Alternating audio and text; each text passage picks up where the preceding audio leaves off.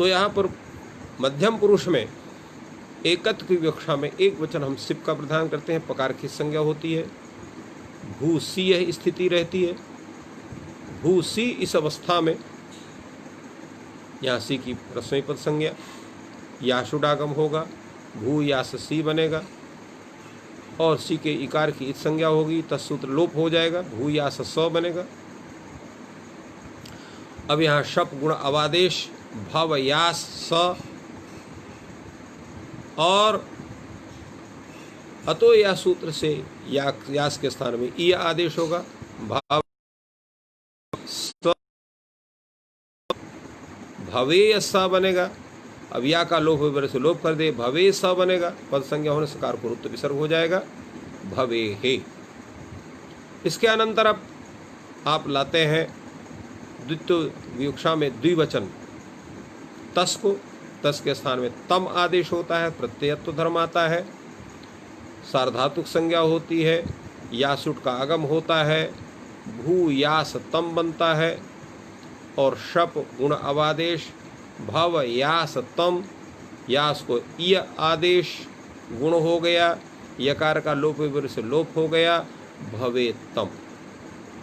इसके बाद बहुत की विवक्षा में बहुवचन थ का विधान होता है, थ के स्थान में त आदेश हो जाता है, ता बनता है, यहाँ पर भी यासुट होगा और सार्वधातुक संज्ञा होना शप होगा, गुण होगा, अवादेश होगा, भव यास तो या सूत्र से ई तो लोप कर दीजिए, भवे तो। अब जब आएगा आपका उत्तम पुरुष का नियमन हो, तो उत्तम पुरुष के नियमन होने पर एकत्व की विवक्षा में एक वचन, यहाँ आप मिप का विधान करेंगे, मिप के स्थान में तस्थ इमाम ताम तम तामा सूत्र से अम आदेश होगा, प्रत्ययत्व धर्म आएगा, सार्वधातुक संज्ञा होगी, यासुट का आगम होगा और शप होगा, गुण अवादेश होगा, भव यास अम, यास के स्थान में ई आदेश हो गया, अतो या सूत्र से गुण हो गया, भवेय अम। अब यहाँ कुछ होना नहीं है, वर्ण सम्मेलन सीधे कर दीजिए, भवेयम। इसके अनंतर आपको द्वित की विवक्षा होगी और बहुत की विवक्षा होगी। द्वित की विवक्षा में वस आएगा, बहुत की विवक्षा में मस आएगा, भूवस भूमस, यासुट कर दीजिए दोनों जगह एक बार तो, और अनुबंध लोप कर दीजिए, भू यास वस भू यास मस हो गए, शब कर दीजिए, गुण कर दीजिए, अवादेश कर दीजिए, तो भव यास वस भव यास मस, या से ई आदेश सर्व दोनों जगह कर दीजिए, गुण कर दीजिए, भवे यवस भवे यमस और यकार का लोप बराबर से लोप कर दीजिए, तो क्या हो जाएगा, भवे वस भवे मस। अब इन्हें सा का जो है वो नित्यम गीता सूत्र से आप सकार आंध्र से नित्यम लोपा स्यात् नित्य लोप कर दीजिए, म। अब एक बार भवेत भवेयुः भवेः भवेतम भवेत भवेयम भवेव भवेम। तो इस तरह से हम इनका ज्ञान करते हैं। अब देखिए लिंग लकार दो प्रकार का है, एक विद्यादि अर्थ में, एक आशीर्वाद अर्थ में, और दोनों के का जो विधान है उस करने वाले सूत्र अलग अलग है।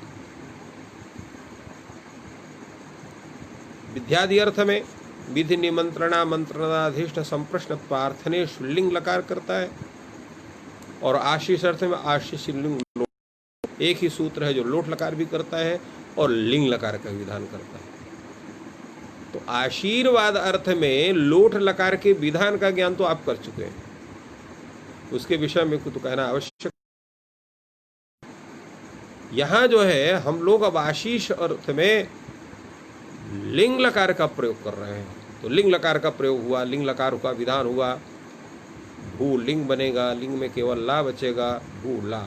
यहाँ पर भी आप एकत्र की नारायण परस्मैपद का नियमन, परस्मैपद के बाद वहाँ पर प्रथम पुरुष का नियमन, उसमें भी एकत्व के विवक्षण वचन ती का नियमन हुआ और विधान हुआ तो भूति बना।